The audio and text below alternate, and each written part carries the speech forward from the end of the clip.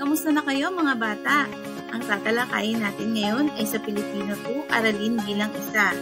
Kaalaman sa pag-unawa ng napakinggang teksto. Handa na ba kayo?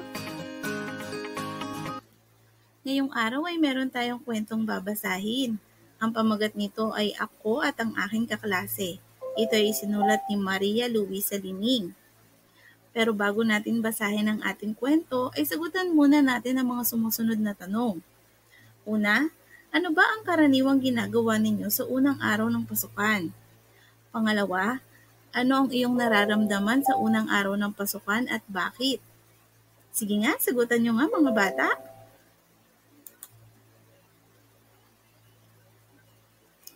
Mahusay, ang gagaling ninyo mga bata.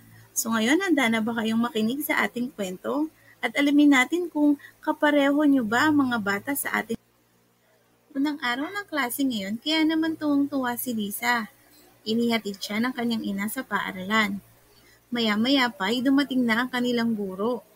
Magandang umaga sa inyong lahat. Ako si Binibining Ana de Vega, ang inyong guro. Masiglang bati niya.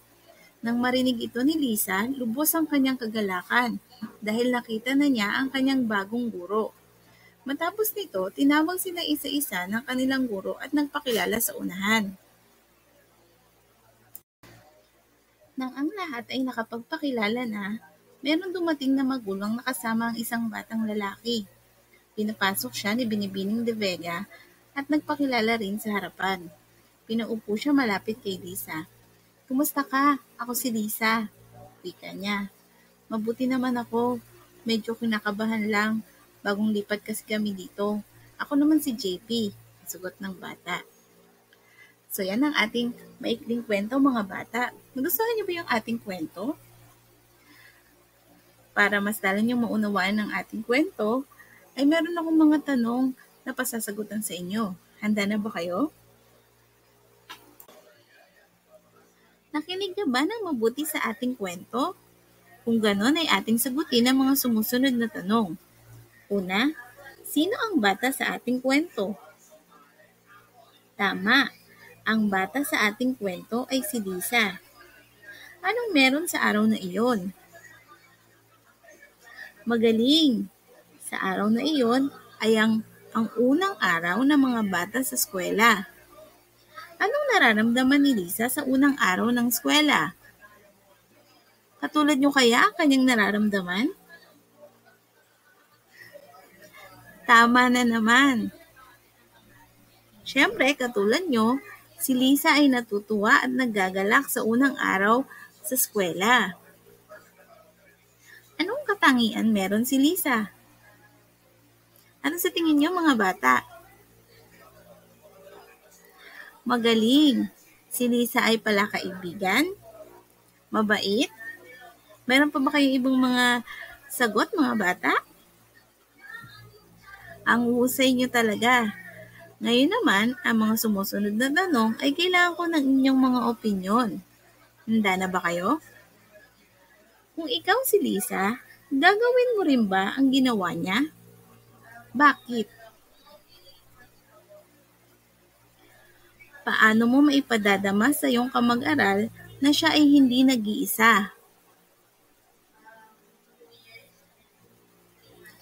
At ano ang natutuhan mo mula sa kwento na ating binasa?